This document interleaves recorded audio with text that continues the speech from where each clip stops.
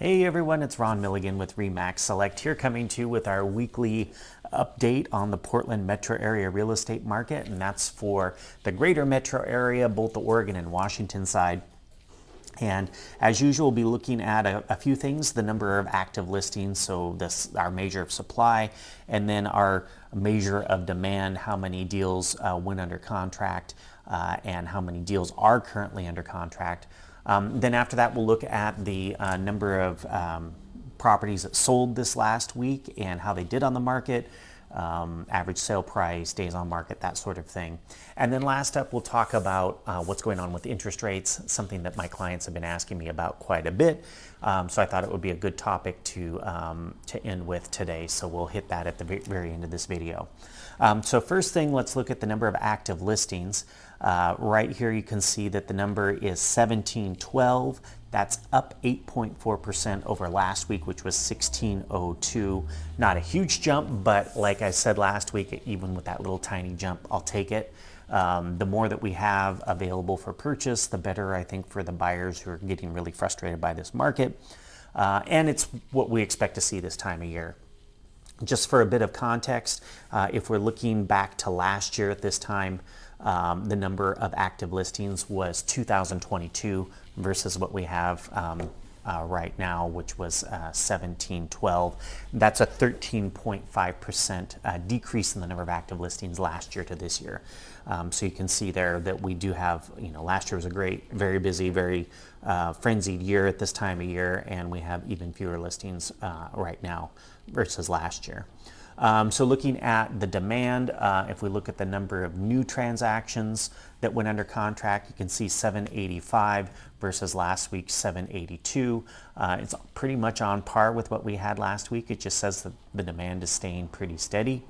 And then if we're looking at the total number of pending transactions, we've got 4652 versus 4542 last week. And then just for context, I look back last year at the number of pending transactions we had, roughly the same period. That was 5188. So you can see that there was a lot more under contract last year than we have this year. But part of that is just we're very limited in what we have available for purchase. So let's look at the properties that actually sold.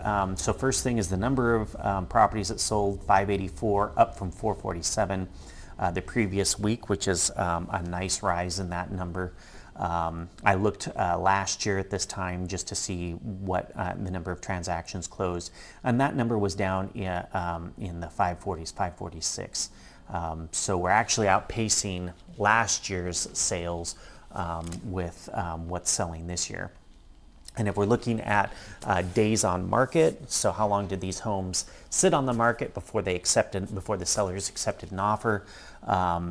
That number is 23 for the average days on market, and for the median, it's 5 days on market. And median just means that half the property sold in less than 5 days and half the property sold in more than 5 days.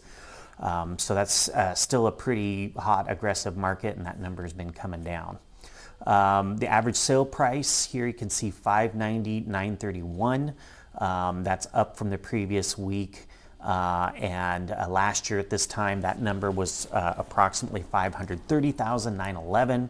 That represents an 11.3% increase in the average sale price year over year, which is a lot better than what we saw last week and more in line with where we should be based on our January numbers.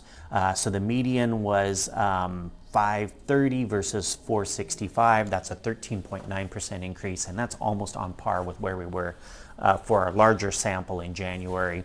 We're about 14% higher average sale price 2022 versus 2021. So that's kind of where we should expect that to see that number landing. And then last thing is the average sale price versus the original asking price. Property was listed for sale, maybe they did a price reduction and then it sold. What did it actually end up selling for in the end? Well, in this case, probably not a price reduction because that number's just a little over 102%. It's 102.12% for everything that sold this last week. So the last thing up is talking about interest rates. Let's start by saying no one really knows what's going on, especially with what's happening, a bit of volatility with what's happening with Ukraine and oil prices and so on. Leading up to this point, the expectation was that rates were going to increase when the Fed met next month, March 15th and 16th, that they were going to hike up the rates about a half a point. Now a lot of those analysts are saying, probably not going to be a half a point, maybe it's going to be a quarter a point. But keep in mind that when I checked rates this morning, the rates, like the average that I could see out there for one of these companies that kind of monitors interest rates, said the average was around 4.22%. And we've been above or right at 4% for probably the last 3 weeks, and it really hasn't had much of an effect on the buyer demand for each listing that hits the property and that's been hitting the market. And it hasn't really felt like it's had a tempering effect on how much buyers have been willing to go over the asking price. But I suspect that might start to, we might start to see the results of a higher interest rate, especially with rates at 4.25%, with the expectation that they may raise another quarter next month. So of course we'll just keep an eye on that and let you know what we see and what we find out and what the numbers tell us.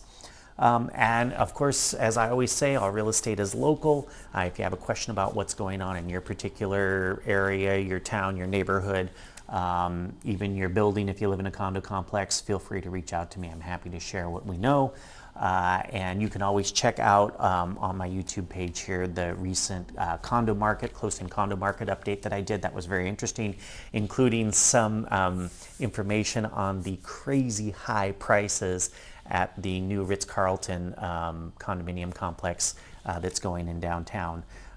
Check that out because the prices are simply bonkers. One thing I didn't mention yesterday in the video is that the prices that we're seeing in general didn't include parking spots.